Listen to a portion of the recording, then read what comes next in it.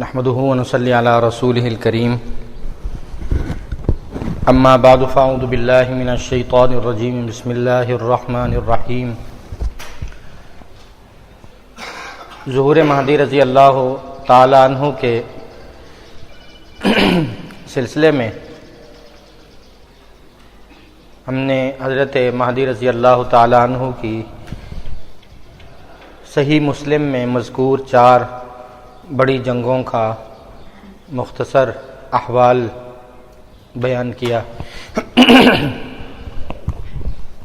حضرت مہدی رضی اللہ تعالی عنہ کی ان 4 جنگوں کے بعد اسلام کے غلبہ کی اور دنیا میں نافذ ہونے کی بات واضح ہے۔ علاقوں کی فتوحات کی بات نبی کریم صلی اللہ علیہ وسلم نے احادیث مبارکہ میں ارشاد فرمائی۔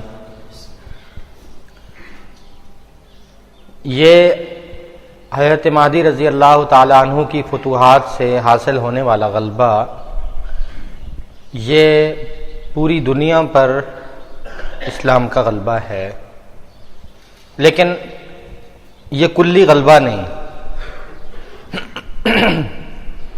اس میں اسلام غالب بھی ہے، اسلام نافذ بھی ہے، اور کفر کا خاتمہ نہیں۔ اس غلبے کا معنی کفر کا خاتمہ نہیں۔ کفر اگر باقی ہے تو وہ ان تمام شرائط کے ساتھ باقی ہے۔ کفر اسلام کے تحت ہے، مغلوب ہے، اسلام غالب ہے۔ جو احادیث مبارکہ میں اسلام کے کلی غلبہ اور کفر کے خاتمے کی بات آتی ہے وہ حضرت عیسیٰ علیہ السلام کے نزول کے بعد حاصل ہونے والا غلبہ ہے۔ حضرت مہدی رضی اللہ عنہ کے دور میں حاصل ہونے والا غلبہ جو ہے وہ کفر کے خاتمے والا غلبہ نہیں، اسلام کی صرف اور صرف اسلام کے باقی رہ جانے والا غلبہ نہیں، وہ اسلام نافذ ہے، اسلام اس میں غالب ہے، اور اس میں کفر کا قیام بھی ہے۔ کفر اپنی شرائط کے ساتھ اسلام کے ماتحت ہے اور مغلوب ہے۔ حضرت مہدی رضی اللہ تعالیٰ عنہ کے دور کی جو خصوصیات ہیں وہ ذہن میں رہیں۔ ایک حضرت مہدی رضی اللہ عنہ کی اپنی خصوصیت ہے جو اس سے پہلے عرض کی کہ ان کی زندگی میں نبی کریم صلی اللہ علیہ وسلم نے ارشاد فرمایا کہ ظہور مہدی کے وقت ان کی عمر 40 سال کے قریب ہوگی، 40 سال۔ اور ابن ماجہ کی حدیث شریف کے مطابق نبی کریم صلی اللہ علیہ وسلم نے ارشاد فرمایا کہ یہ 7 سال یا 9 سال دنیا میں زندہ رہیں گے ظہور کے بعد۔ اس میں 2.5 سال وہ ہے حضرت مہدی رضی اللہ تعالیٰ عنہ کی زندگی کے آخری 2.5 سال جو حضرت عیسیٰ علیہ السلام کی معیت میں گزاریں گے، اور ان کے نزول کے بعد یہ حکمرانی اور یہ قیادت ان کے سپرد کر دیں گے اور ان کے ماتحت ہو جائیں گے۔ تو اس اعتبار سے اگر 7 سال والے قول کو لیا جائے تو 2.5 سال حضرت عیسیٰ علیہ السلام کی معیت والے، ان کی قیادت والے بھی نکال دیے جائیں تو 4.5 سال میں پوری دنیا کو فتح کر کے اسلام کو غالب کرنا، یہ حضرت مہدی رضی اللہ تعالی عنہ کا ایک بڑا کارنامہ ہے جو اللہ کی مدد اور اللہ کے فضل و تعاون کے بغیر ممکن نہیں ہے۔ یہ بتاتا ہے کہ یہ المہدی ہونا اللہ کی طرف سے خاص ہدایت لے کر آنے والے کی یہ شان ہے کہ وہ 4 سال کے قلیل عرصے میں پوری دنیا پر فاتح ہو سکتا ہے، اور اگر 9 سال والی روایت کو لے لیا جائے تو 2 سال بڑھا دیں گے، 6 سال میں پوری دنیا کو فتح کرنا۔ ایک ذاتی خصوصیت حضرت مہدی رضی اللہ عنہ کی یہ ہے کہ حضرت عیسیٰ علیہ السلام کی ان کی زندگی میں نازل ہوں گے، وہ کہاں نازل ہوں گے ان کے حالات میں بیان کرتے ہیں۔ نازل ہونے کے بعد ان کی اقتداء میں نماز ادا کریں۔ حضرت مہدی رضی اللہ تعالیٰ عنہ کی خلافت کی خصوصیات میں 3 اہم خصوصیات بڑھی۔ نمبر 1، رسول اقدس صلی اللہ علیہ وسلم نے ارشاد فرمایا کہ یلقی الاسلام بجرانہ فی الارض، کہ اسلام اپنی پوری طاقت کے ساتھ، پورے غلبے کے ساتھ زمین پر متمکن ہوگا اور غالب ہوگا۔ نمبر 2، حضرت مہدی رضی اللہ تعالی عنہ دنیا بھر سے غربت، مہنگائی، بے روزگاری کے خاتمے کا اعلان کریں گے۔ ایسا دنیا میں اس سے پہلے شاید کبھی پیش آیا۔ حکمران یہ اعلان کرے اپنے حکومت کے نافذ کرنے کے بعد، یہ خلافت الہیہ کا ثمرہ ہے کہ وہ اعلان کر رہے ہیں کہ میں اعلان کرتا ہوں کہ آج کے بعد دنیا میں غربت نہیں ہوگی، دنیا سے غربت کا خاتمہ ہے، دنیا سے مہنگائی کا خاتمہ ہے، دنیا سے بے روزگاری کا خاتمہ ہے۔ کوئی حکمران یہ دعویٰ نہیں کر سکتا اور دعوے کے بعد عمل ہوتا ہوا دکھائے۔ رسول اقدس صلی اللہ علیہ وسلم نے ارشاد فرمایا کہ اگر کوئی شخص ان کے پاس جائے گا کہ میرا یہ مسئلہ ہے، یا ان سے مال طلب کرے گا، تو وہ کہیں گے کہ یحملہ مستطاع، کہ یہ اللہ کے دیے ہوئے خزانے ہیں، یہ کھلے ہوئے ہیں، جتنی تجھ میں ہمت ہے اٹھانے کی اتنا اٹھا لے۔ اور ایک روایت میں فیحصی لہ، لپیں بھر کر دونوں ہاتھوں کے ساتھ کھلے دل کے ساتھ اس کو عطا کرے گا۔ اور تیسرا بڑا کارنامہ یہ ہے کہ مال کی خوشحالی، مہنگائی کا خاتمہ، غربت کا خاتمہ، یہ بڑا کارنامہ ہے۔ دنیا کو کنٹرول کرنا اور شر و فساد کا خاتمہ کرنا، اور یہ اعلان کرنا کہ آج کے بعد ظلم ختم ہو گیا ہے، اب ہر جگہ عدل اور انصاف ہوگا، یہ حضرت مہدی رضی اللہ تعالیٰ عنہ کا بڑا کارنامہ ہے۔ رسول اقدس صلی اللہ علیہ وسلم نے ارشاد فرمایا یملئ الارض قسطا وعدلا کما ملئت ظلما وجورا، کہ زمین بے انصافی اور ظلم سے بھری ہوئی ہوگی، حضرت مہدی رضی اللہ عنہ اس کو عدل و انصاف سے آ کر بھر دیں گے اور دنیا سے ظلم اور بے انصافی کے خاتمے کا اعلان کر دیں گے۔ آج کے بعد کسی پر کوئی ظلم اور بے انصافی نہیں ہوگی۔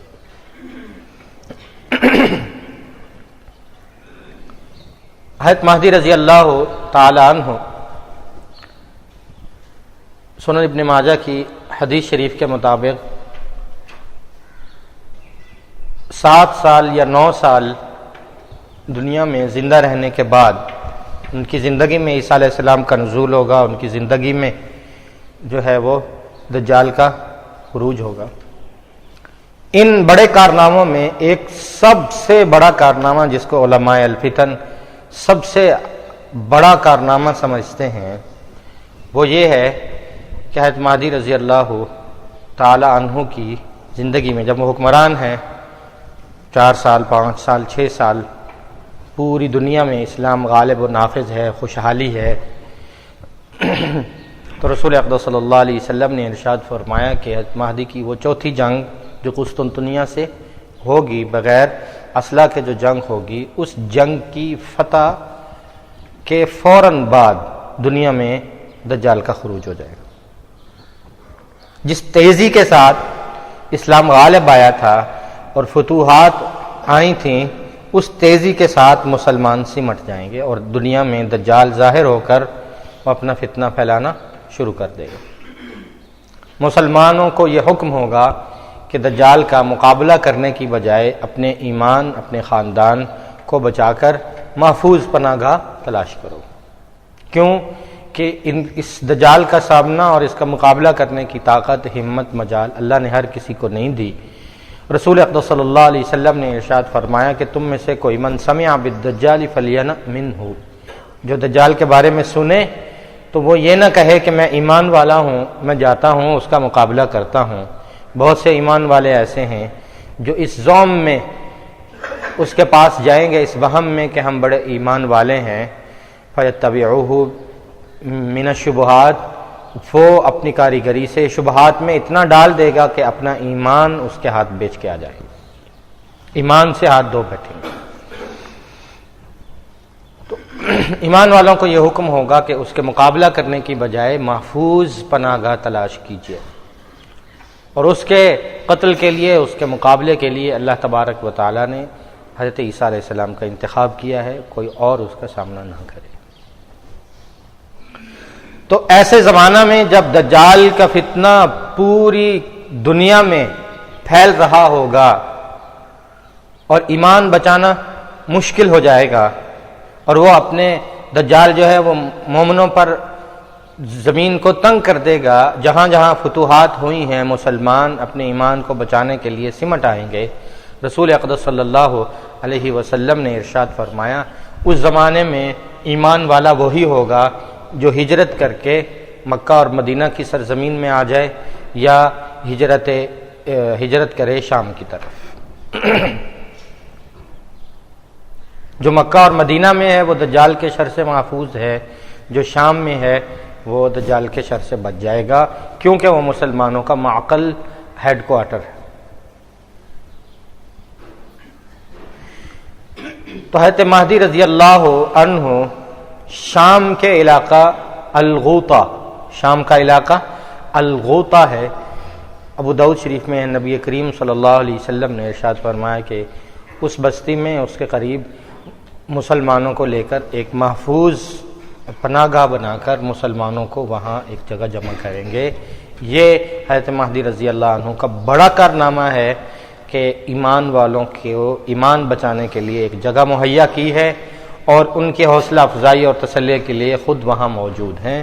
حضرت مہدی رضی اللہ عنہ کو یہ حکم نہیں ہوگا کہ آپ آگے بڑھ کر دجال کا سامنا کریں یا مقابلہ، ان کو یہ حکم ہوگا کہ آپ ایمان والوں کو ایک جگہ جمع کریں، ان کے ایمان کی فکر کریں، اور ان کو ایک جگہ محفوظ رکھیں یہاں تک کہ اللہ تبارک و تعالیٰ کی طرف سے حکم ہو اور عیسیٰ علیہ السلام نزول فرمائے۔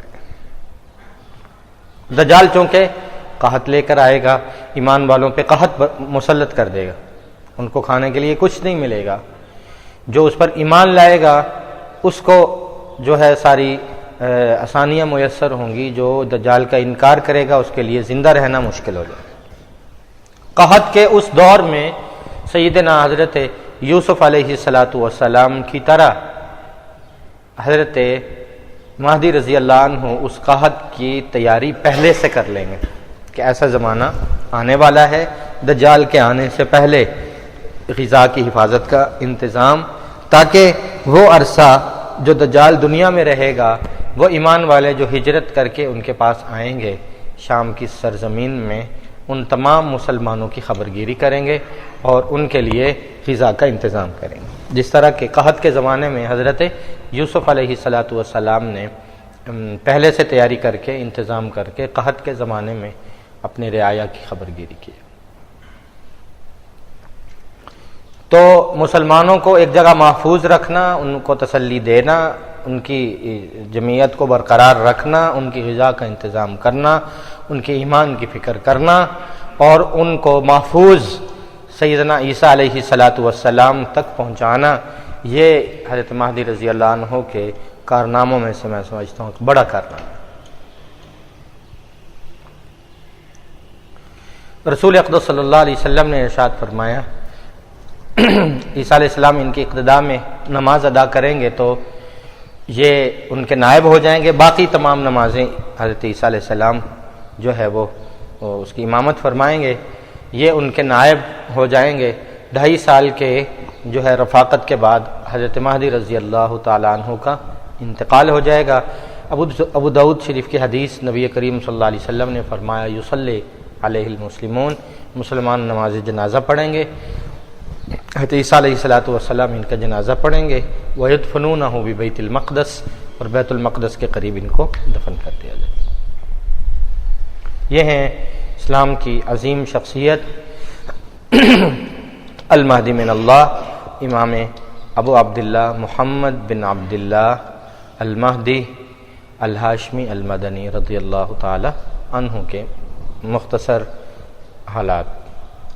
کچھ ساتھی بعد میں آئے تھے اور وہ ظہور مہدی سے قبل کی جو علامات ہیں وہ پوچھ رہے تھے، ان کو جو ہے عرض کرنے کے لیے میں مختصر ان کو دوبارہ دہرا دیتا ہوں۔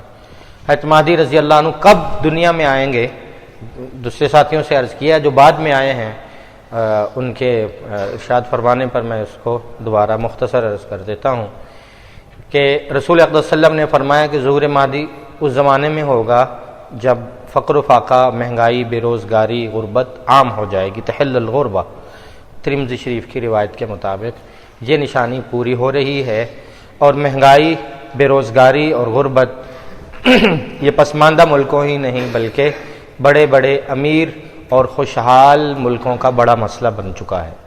بے روزگاری، مہنگائی۔ دوسری علامت نبی کریم صلی اللہ علیہ وسلم نے ارشاد فرمائی کہ دریائے فرات جو ہے وہ خشک ہو جائے گا۔ عراق میں بہنے والا دنیا کے دریاؤں میں سے ایک بڑا قدیم دریا جو ترکی سے نکلتا ہے اور عراق کو سیراب کرتا ہے، دریائے فرات۔ اس کے خوش ہونا اللہ کی قدرت میں، اللہ جب چاہیں اس کو خشک کر دیں۔ اس کی ایک امکانی صورت جو آج کے زمانے میں سمجھ آتی ہے وہ یہ ہے کہ جس طرح پاکستان اور انڈیا کا جھگڑا ہے پانی کے مسئلے پر، اسی طرح ترکی اور عراق کا ہے۔ ترکی کہتا ہے کہ ہمارا پانی ہم جب چاہیں روکیں، جب چاہیں چھوڑیں۔ اور دریائے فرات کے کنارے ترکی میں کمال اتا ترک ڈیم کے نام سے دنیا کا سب سے بڑا ڈیم بن چکا ہے۔ 816 مربع کلومیٹر اس کا وایا ہے، اور اس ڈیم کو پانی سے بھرنے کے لیے پورے دریائے فرات کو اس ڈیم میں ڈالنا ہوگا۔ آج اگر مذاکرات ناکام ہوتے ہیں تو کمال اتا ترک ڈیم کو بھرنے کے لیے دریائے فرات کو اگر اس ڈیم میں ڈالا جاتا ہے تو چند گھنٹوں کے اندر دریائے فرات خشک ہو جائے جو عراق میں بہتا ہے۔ یہ ایک اس کی امکانی صورت ہے، پکچر واضح ہے۔ ممکن ہے ایسا ہو، ممکن ہے اللہ کی جناب سے کوئی اور ایسی صورت ہو کہ دریائے فرات جو ہے وہ خشک ہو جائے۔ اس کے بعد کا جو حضرت مہدی رضی اللہ عنہ کی ظہور سے قبل کی علامات ہیں کہ وہ کب آئیں گے، وہ ترتیب زمانی کے ساتھ رسول اقدس صلی اللہ علیہ وسلم نے ارشاد فرمائے۔ ظہور مہدی محرم سے ہے، اور اس سے پہلے ذی الحج، ذی القعدہ اور شوال، رمضان اور شعبان سے وہ مین بنیادی بڑی علامات جو یہ بتائیں گی کہ ظہور مہدی بالکل قریب ہے، وہ شعبان سے شروع ہو جائیں گی۔ شعبان میں مسلمانوں کی اور کافروں کی ایک عظیم جنگ ہے جس کو طبرانی شریف کی روایت میں المعمہہ کی جنگ کہا گیا، بڑی جنگ، ہرمجدون کی جنگ کہتے ہیں اس کو آرمگڈون کہتے ہیں۔ اور یہ جنگ فلسطین کی ایک وادی مجیدو مستی میں لڑی جائے گی، اور وہاں کے پہاڑی سلسلہ ہر ہے اس کے قریب، لہذا ہر مجدون کے معنی ہے کہ مجیدو بستی کے پہاڑی سلسلہ کے قریب لڑی جانے والی کفر اور اسلام کے مابین بڑی جنگ۔ اس میں اللہ تبارک و تعالی مسلمانوں کو فتح عطا فرمائیں گے۔ شعبان کے بعد رمضان میں بہت ساری علامات کا پورا ہونا ہے جو یہ بتائیں گی کہ ظہور مہدی قریب ہے۔ ان میں یکم رمضان المبارک کو چاند کا گرہن ہونا ہے۔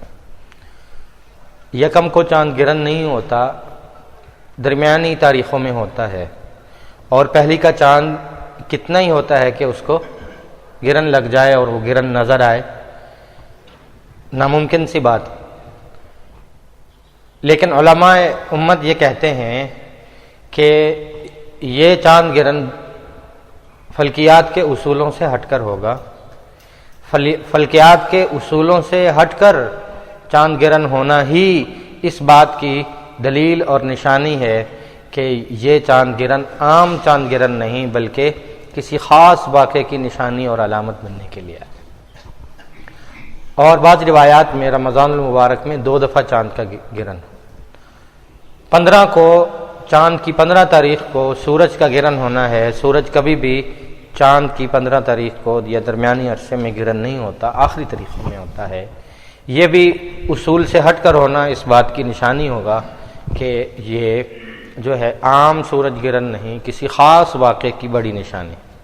اور 15 رمضان المبارک کو رسول اقدس صلی اللہ علیہ وسلم نے ارشاد فرمایا، رات کو ایک تیز آواز ظاہر ہوگی جو کانوں کے پردوں کو پھاڑتی ہوئی دل کو بند کر دے گی۔ اس آواز کی وجہ سے 70,000 لوگ جو ہیں وہ مر جائیں گے۔ کسی علاقے میں یہ آواز زیادہ سنائی جائے گی، کسی میں کم۔ آواز کے اس عذابناک صورت کی وجہ سے 70,000 لوگ جو ہیں وہ مر جائیں گے۔ یہ اس بات کی نشانی ہوگی کہ ظہور مہدی قریب۔ رمضان کے بعد شوال میں حج کے قافلے حج کے لیے جاتے ہیں۔ رسول اقدس صلی اللہ علیہ وسلم نے فرمایا کہ اس عرصے میں عرب کا حکمران انتقال کر جائے گا، اور عرب میں 3 شہزادے، اس کے 3 بیٹے بادشاہت کے حصول کے لیے آپس میں جھگڑ پڑیں گے، اور حج تک کوئی فیصلہ نہیں ہوگا، جنگ ان کی آپس میں جاری رہے گی، اور وہ حج جو ہے وہ بغیر بادشاہ کے، بغیر حکمران کے ہوگا۔ حج کے لیے جو قافلے جاتے ہیں، امن نہ ہونے کی وجہ سے، جنگی صورتحال ہونے کی وجہ سے قبائل ان کو لوٹ لیں گے، لوٹ مار ہوگی۔ اور ذی قعدہ میں وہ حاجی، وہ مسلمان جو حج کے لیے جمع ہوں گے، وہ آپس میں بادشاہوں کے طے کرنے میں جھگڑ پڑیں گے۔ بات کہیں گے کہ اس کو حکمران ہونا چاہیے، دوسرا گروہ کہے گا نہیں فلاں کو حکمران ہونا چاہیے۔ وہ پارٹی ورکرز کی طرح آپس میں جھگڑ پڑیں گے اور خون خرابہ ہوگا، فساد ہوگا۔ رسول اقدس صلی اللہ علیہ وسلم نے ارشاد فرمایا، ذی القعدہ میں میں منا میں اپنے جو ہے امت کا خون دیکھ رہا، اور ذی الحجہ میں جو حج ہے یہ انتہائی جو ہے ناگفتہ بھی حالت میں، انتہائی جنگی صورتحال میں، فتنہ اور فساد میں، قتل عام کی صورت میں یہ حج ہو رہا ہے۔ اور رسول اقدس صلی اللہ علیہ وسلم نے فرمایا کہ انتہائی بے امنی کے عالم میں یہ حج ہوگا، اور اوپر کوئی امیر، کوئی بادشاہ نہیں ہوگا، لوگوں کی تعداد کم ہوگی، اور جیسا کیسا یہ حج بہرحال جو ہے وہ ادا ہو جائے۔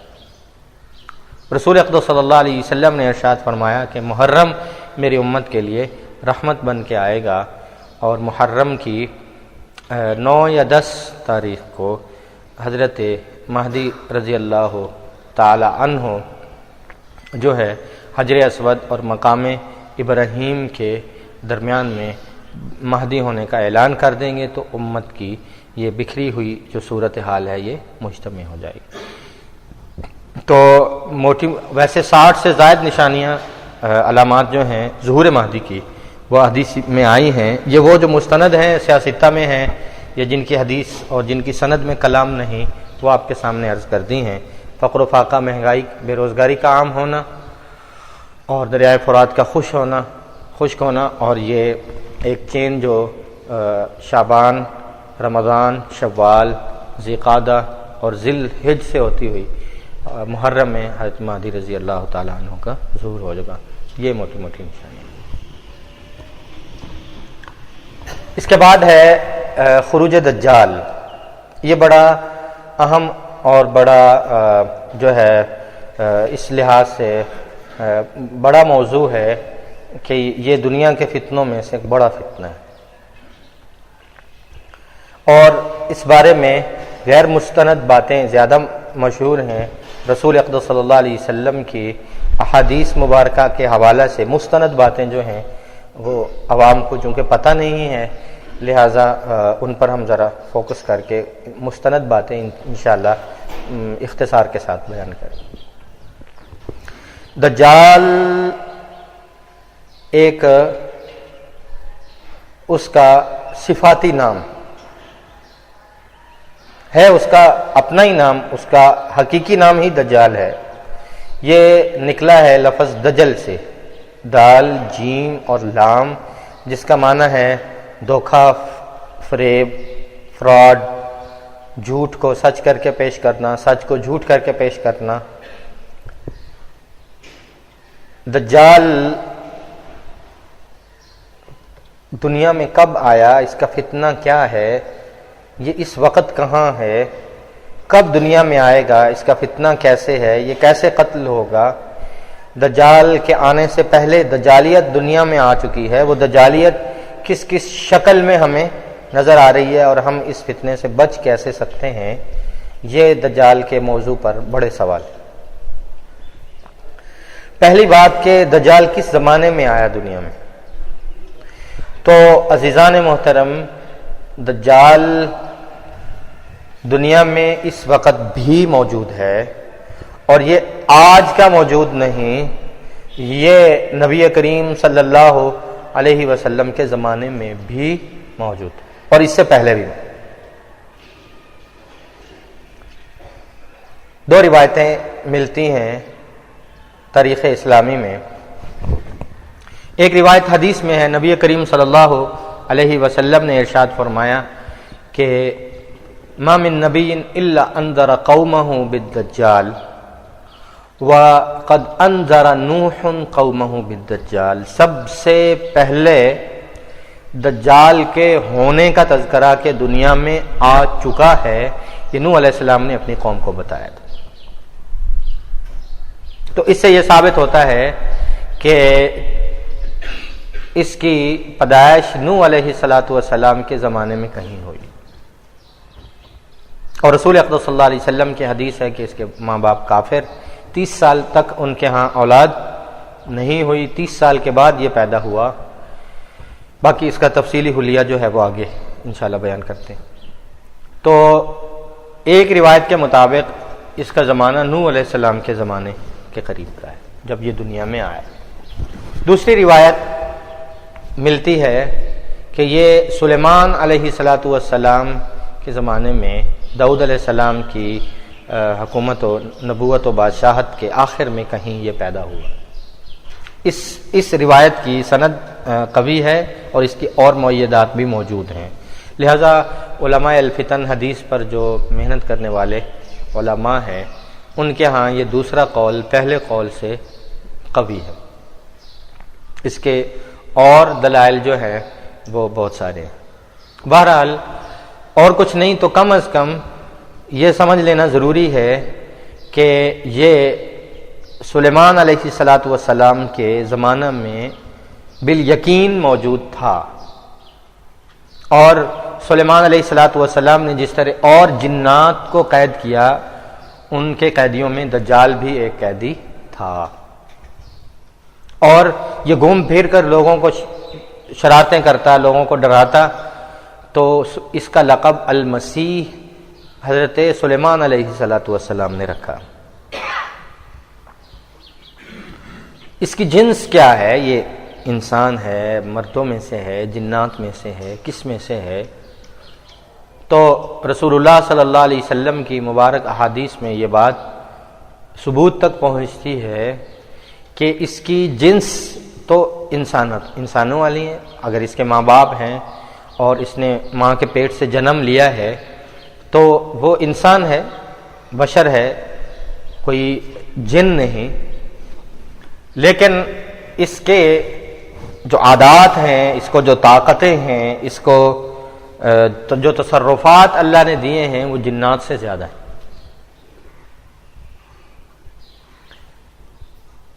اگلی بات کہ دجال کا حلیہ کیا ہے، رسول اقدس صلی اللہ علیہ وسلم کی احادیث میں تفصیلی حلیہ اس کا آیا ہے، وہ کسی حکمت کے تحت ہم اس کو تھوڑا آگے بیان کریں گے، اس پر تھوڑا گفتگو کرنا ہے۔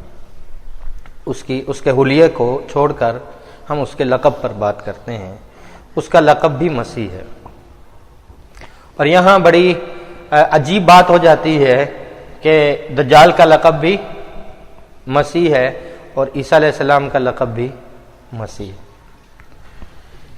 یہ دراصل اللہ تبارک و تعالیٰ کی حکمت کاملہ ہے کہ اللہ تبارک و تعالیٰ نے دونوں کا لقب مسیح رکھا ہے، لیکن دونوں کی شخصیات الگ ہیں، دونوں کا پروگرام الگ ہے، دونوں کے نام کے اس لقب کے معانی جو ہیں وہ الگ الگ ہیں، لیکن اس سے دنیا کی سب سے بڑی ہوشیار قوم دھوکہ کھا گئی۔ دونوں کا لقب عیسیٰ علیہ السلام کا بھی مسیح، دجال کا بھی مسیح، دونوں شخصیات الگ ہیں۔ مسیح کے معنی مسا سے، مسا ہم سر کا مسا کرتے ہیں، مسا کے معنی ہاتھ پھیرنا۔ سیدنا عیسیٰ علیہ السلام کو مسیح اس لیے کہتے ہیں کہ ان کے پاس کوئی بیمار آتا، وہ اس کے بدن پہ ہاتھ پھیرتے تو بیماری ختم، اللہ اس کو صحت دے دیتے۔ وَأُبْرِئُ الْأَكْمَحَ وَالْأَبْرَصَ، ان کے پاس یہ کوڑ کے مرض والے آتے، مادرزاد نابینا آتے، آنکھ پہ ہاتھ پھیرتے تو وہ اس کی بینائی لوٹ آتی۔ اور یہاں تک کہ وَأُحْيِي الْمَوْتَى بِإِذْنِ اللَّهِ، ایک مردہ آدمی کے بدن پر ہاتھ پھیرتے اور اس کو کہتے اللہ کے حکم سے کھڑے ہو جاؤ، تو وہ زندہ ہو کے کھڑا ہو جاتا۔ تو ان کے ان معجزات کی وجہ سے ان کا لقب مسیح، سیدنا مسیح علیہ السلام، یعنی عیسیٰ مسیح، عیسیٰ المسیح۔ دجال کا لقب بھی المسیح ہے، لیکن وہ مسیح سے نہیں ہے، اس کا معنی جو میم مادے کی نہیں ہے، اس میں ہے سین یا اور ہا۔ جو عیسیٰ علیہ السلام کا نام ہے اس میں مین لفظ تین ہے، میم، سین اور ہا، مسا، ہاتھ پھیرنے، ہاتھ پھیر کر شفا دینے والا۔ اور دجال کے لقب میں مین لفظ میم نہیں ہے، سین یا اور ہا۔ یہ ہے سیاحت سے گھوم پھر کر اپنی تیزی کے ذریعے فتنہ پھیلانے والا، سیاحت سے دنیا جہان میں پھرنے والا، پوری دنیا میں فتنہ پھیلانے والا، یہ اس کے لقب کے معنی۔ اب اللہ تبارک و تعالیٰ کی حکمت کہ دونوں کی وصف الگ الگ ہیں، وہ مسیح کی وجہ سے المسیح بنے، یہ سیاحت کی وجہ سے المسیح کہلایا۔ ان دو لقبوں کے ایک ہونے کی وجہ سے دنیا کی ہوشیار ترین قوم، اپنے آپ کو ہوشیار سمجھنے والے، دھوکہ کھا گئے، یہود۔ وہ حضرت عیسیٰ علیہ السلام کو وہ دجال والا مسیح سمجھ بیٹھیں گے اور دجال کو مسیح عیسیٰ سمجھ بیٹھیں گے، جبکہ رسول اقدس صلی اللہ علیہ وسلم کی رحمت اور رسول اقدس صلی اللہ علیہ وسلم کی اپنی امت کے ساتھ شفقت کہ آپ صلی اللہ علیہ وسلم نے امت کو بتا دیا کہ یہ وہ مسیح الگ ہیں، یہ مسیح الگ ہیں۔ عیسیٰ علیہ السلام کو مسیح الہدا کہتے ہیں اور دجال کو مسیح الضلالہ کہتے ہیں، ضادس۔ وہ مسیح جو ہدایت کا پیغام لے کر آئے وہ عیسیٰ علیہ السلام ہیں، وہ مسیح جو ضلالت اور گمراہی لے کے آئے وہ دجال کا لقب ہے، مسیح الہدا اور مسیح الضلالہ۔ دجال دنیا میں کب آئے گا؟ اگر ہے تو کہاں ہے؟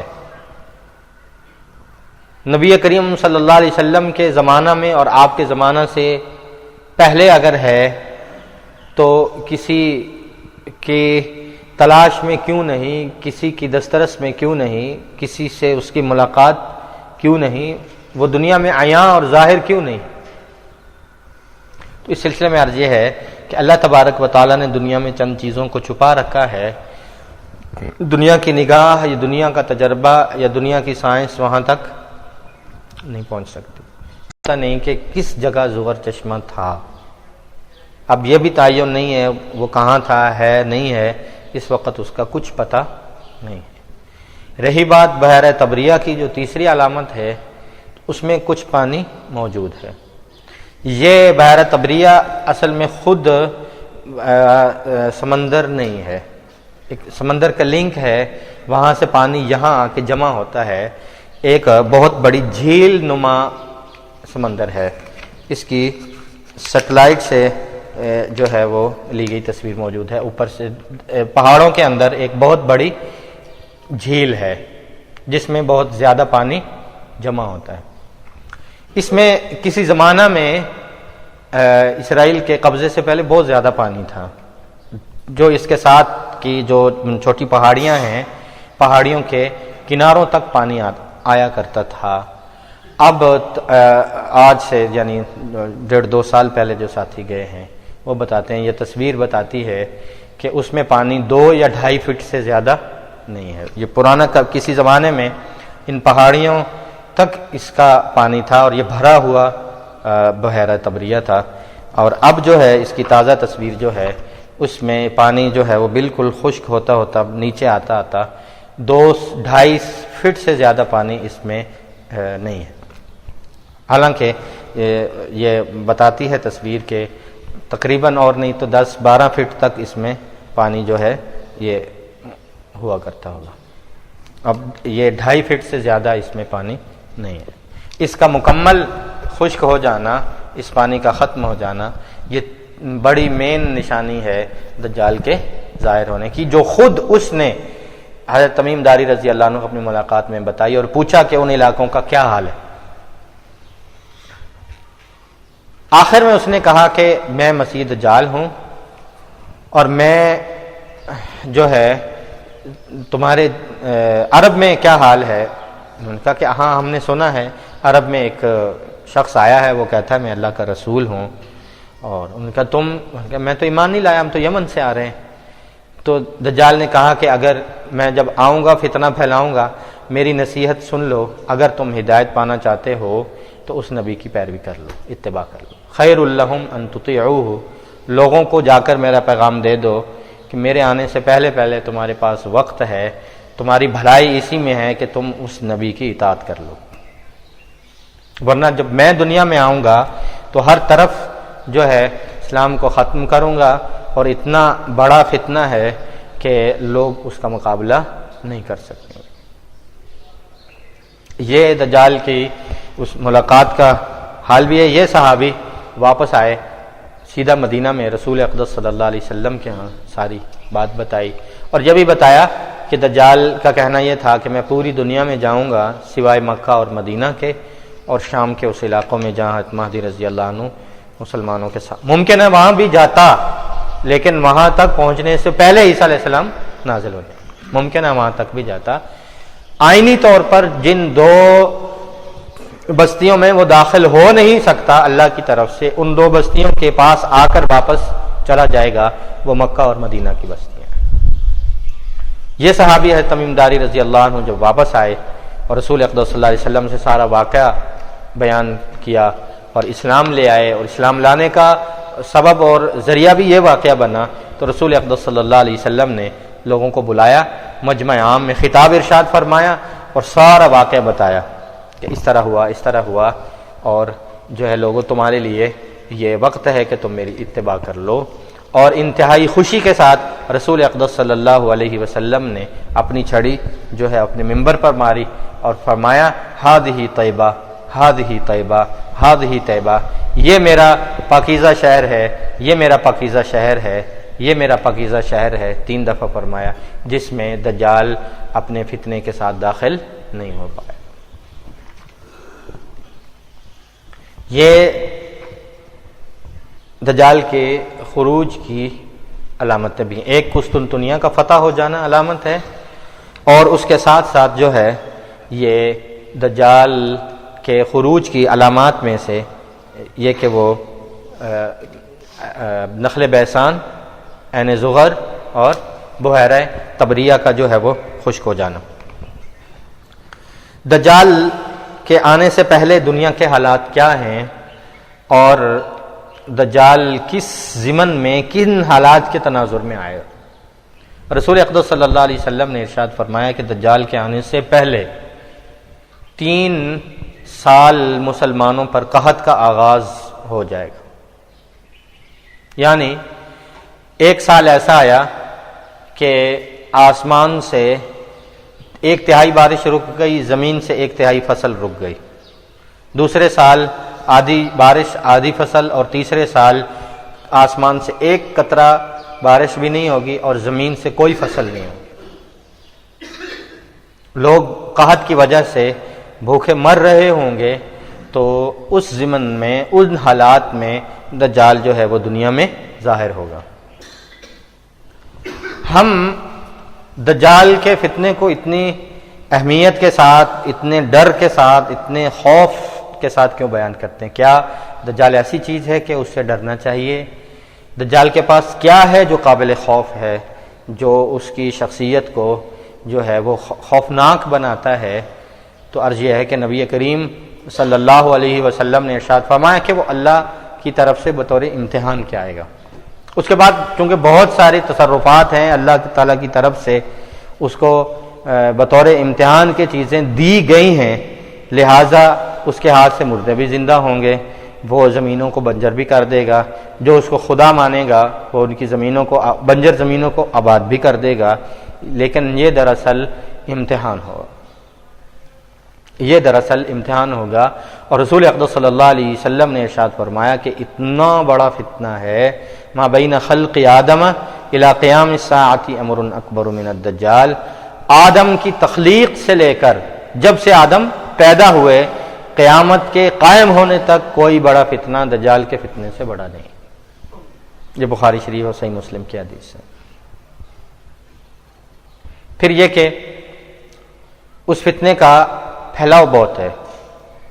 دنیا بھر میں ان 2-3 بستیوں کے 2-3 شہروں کے علاوہ کوئی جگہ ایسی نہیں جہاں وہ جا کر فتنہ پھیلائے نہ، لوگوں کو گمراہ نہ کرے. رسول اقدس صلی اللہ علیہ وسلم اپنی ہر نماز کے بعد پابندی سے، سیدہ عائشہ رضی اللہ عنہا فرماتی ہیں کہ نبی کریم صلی اللہ علیہ وسلم نے زندگی میں کوئی نماز ایسی نہیں کہ حضور اسلام نے نماز پڑھی ہو اور دجال کے فتنے سے پناہ نہ مانگی. اللہم انی اعوذ بک من عذاب القبر واعوذ بک من عذاب جہنم واعوذ بک من فتنۃ المسیح الدجال واعوذ بک من فتنۃ المحیا والممات. یہ دعا نبی کریم صلی اللہ علیہ وسلم نے ہر نماز کے بعد مانگی ہے. ہر نبی نے دنیا میں کوئی نبی ایسا نہیں آیا، ما من نبی الا انذر قومہ بالدجال. کوئی نبی ایسا نہیں گزرا جس نے اپنی امت کو دجال سے ڈرایا نہ ہو کہ وہ ضرور دنیا میں آنے والا ہے. لیکن نبی کریم صلی اللہ علیہ وسلم نے تفصیل کے ساتھ دجال کی جو ہے اس کے فتنے کو بیان کیا. اب دجال کو جو خوفناک بناتی ہیں چیزیں، وہ دجال کو جو تصرفات اور دجال کو امتحاناً اللہ نے جو چیزیں دی ہیں وہ اس کو خوفناک بناتی ہیں. اختیار کلی ہے، زندہ کرنا، مارنا، فصلیں اگانا، بادلوں کو حکم دینا، جنات کو جو ہے اس کے تابع، شیاطین اس کے تابع.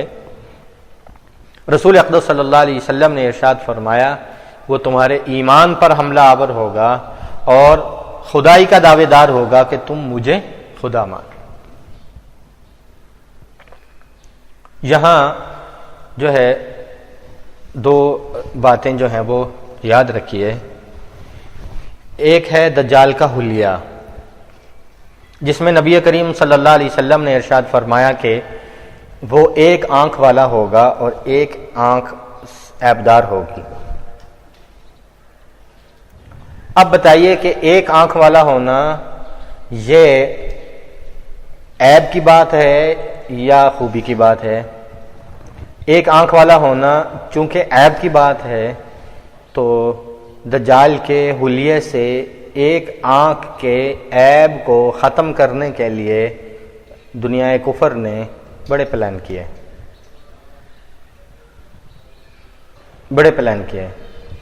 اب ایک آنکھ کو دنیا میں غیر محسوس طریقے سے اتنا پھیلایا جاتا ہے کہ وہ عیب جو ہے وہ عیب نہ رہے. جو بالخصوص جو مادی اشیاء ہیں، استعمال کی چیزیں ہیں، شیمپوز ہیں، ٹی شرٹیں ہیں، ٹی وی پروگرام ہیں، نیٹ پروگرام ہیں، ان میں ایک آنکھ کو آپ جتنا غور کرتے جائیں گے، تفصیل کا وقت نہیں، بہت ساری چیزیں ہم نے ایسی 100 سے زائد اکٹھی کی ہیں جن پر ایک آنکھ کے نشان اور علامات بنی ہوئی ہیں.